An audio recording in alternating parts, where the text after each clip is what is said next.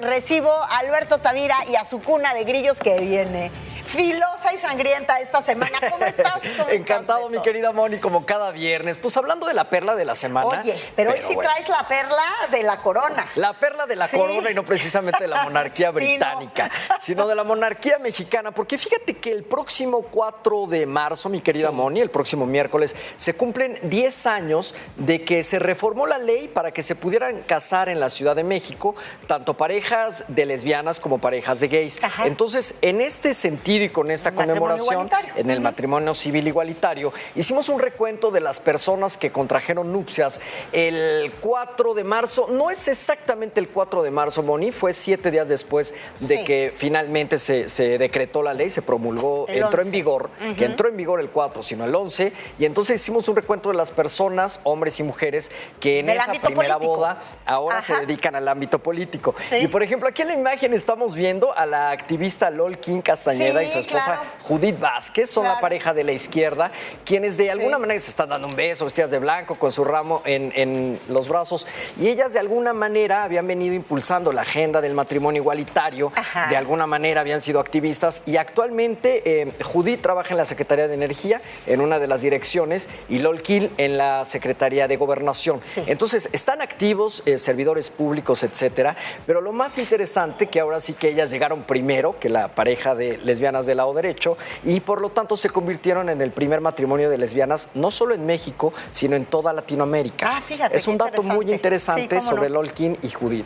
Posteriormente, en la extrema izquierda vemos a Jaime López Vela, que actualmente trabaja en Cofepris. Que luego fue diputado de Morena, o no sé si en ese momento ya... No, después fue diputado de Morena y estuvo muy involucrado en todo en las campañas electorales. Totalmente. Muy activo, además, y hoy es un activista, es uno de los activistas más importantes que tiene Morena en esta agenda. También, y lo cierto es que en extrema derecha tenemos a Temístocles Villanueva, que de alguna, él fue el impulsor de la secretaría. Del Congreso de la Ciudad de México y que ha sido, claro, impulsor, pero de muchas iniciativas al respecto de esto. Sí, sobre todo de la Secretaría de la Diversidad dentro de Morena, dentro del partido político. Actualmente preside la Comisión de Derechos Humanos en la Asamblea Legislativa, en la Asamblea de la Ciudad de México, donde, pues bueno, también está muy movido impulsando agenda de equidad de género. Y la pareja de mujeres que tienen la niñita se casaron ya con su hija. Ellas son las únicas de las tres que no están en política, pero los demás, como lo mencionamos,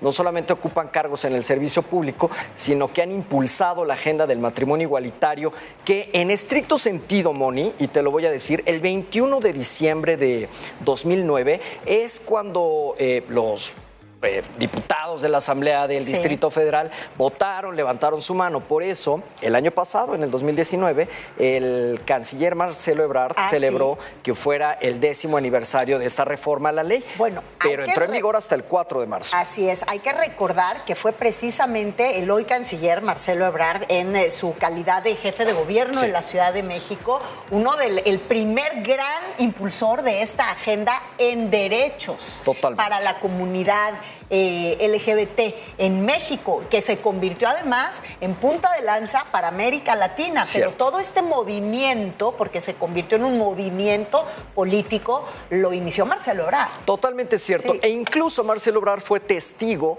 en esta boda de 4 parejas, esta boda que se llevó a cabo el 11 de marzo de 2010 en el antiguo Palacio del Ayuntamiento, y él como jefe de gobierno fue testigo junto con David Razú, que también fue de los grandes impulsores de esta iniciativa de reforma de ley.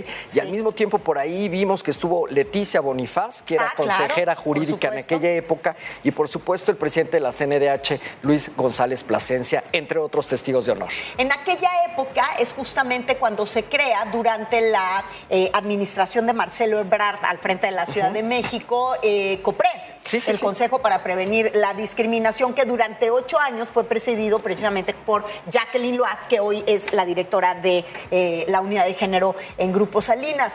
Y fueron 8 años de mucha intensidad y de muchas batallas ganadas, Beto. Totalmente cierto. Totalmente cierto. Después se trató de hacer esta reforma de ley a nivel federal. El presidente Peña Nieto la trató de impulsar a nivel federal durante su administración. Sin embargo, pues ahí los intereses intereses religiosos, sobre todo, metieron el pie para que esta reforma no se hiciera en todos los estados de la República. Me parece que fue uno de los pocos aciertos que tuvo el presidente Peña Nieto y, sin embargo, no procedió por la agenda particularmente de los grupos conservadores, tanto religiosos como empresariales. Así es, fíjate, me hace recordar también el nombre de otro funcionario público de la Ciudad de México que en este momento, que es importante porque es el comisionado de atención a víctimas, que es Armando Ocampo, y que en esa época también él promovió un caso, el suyo, de despido laboral por discriminación por homofobia. Un caso que se llevó años y que acaba de ganar, y que hoy Armando Ocampo pues es el comisionado de atención a víctimas en la Ciudad de México, un activista que también sale a la luz en esta época que tú estás Como bien lo estás diciendo, estos activistas que ahora han sido protagonistas porque pertenecen a los lugares o escaños públicos en la política de mexicana, pues de alguna manera han sido protagonistas de su propia historia. Sin y a duda, través de su propia historia es la que ha impulsado... De la necesidad de legislar, de la necesidad de ir un paso adelante, de la necesidad de que se respeten los derechos humanos, es como han impulsado esta agenda, insisto, primero personal y después para todos los habitantes de este país.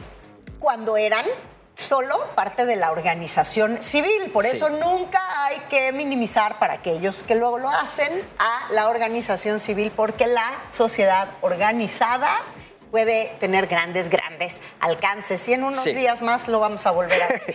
Unos alcances que además han tenido distintos estados donde se puede ya tener un matrimonio civil igualitario. Por ejemplo, no solo en la Ciudad de México, Moni, también Quintana Roo. En 2012 se aceptó el Código Civil que ya establecía estos matrimonios entre personas del mismo género. En Coahuila se aprobó en 2014, en Chihuahua un año después, en 2015, y los estados que lo aceptan por la orden de la Suprema Corte de Justicia son Jalisco, Chiapas, San Luis Potosí y Baja California Sur. Entonces, como bien dices, la sociedad civil organizada puede tener mucho impacto por los derechos humanos a nivel nacional. Así es. Por cierto, una situación o un tema que dividió profundamente, por ejemplo, al Congreso local de Nuevo León, y no nada más al Congreso, al partido de Morena, que tiene mayoría en el Congreso de Nuevo León. Cuando se discutía esto del matrimonio igualitario, bueno, aquello se puso, y hasta el día de hoy es una gran discusión en Yucatán, en Sonora, en Nuevo León, donde pues las alas conservadoras pues han creado una fuerza suficientemente grande como para impedir que esto pase por el momento. Por el momento, todo un tema, pero 10 años de ese aniversario de la reforma al Código de la Ley de la Ciudad de México, 10 años de matrimonio de Judith y Lolkin, 10 años en que esa pequeña que vimos en la imagen de esta pareja de lesbianas, pues ahora ya debe de tener por lo menos 20 y algo, de tal manera que incluso estas parejas pues ya pudieran ser hasta abuelos o abuelas, imagínate, en ese sentido, pues y todavía algunos se terminan pensando si México está preparado para el matrimonio igualitario. No, México está escribiendo en ese sentido, yo creo que una muy buena y gran historia. Gracias, Beto, muy interesante el tema del día de hoy. Como siempre, y nos pueden seguir en cunadegrillos.com, así como en las redes sociales de nuestro sitio, que es en Twitter, @cunadegrillos, en Facebook y sobre todo en Instagram, porque hay historias de Instagram muy interesantes. Los esperamos.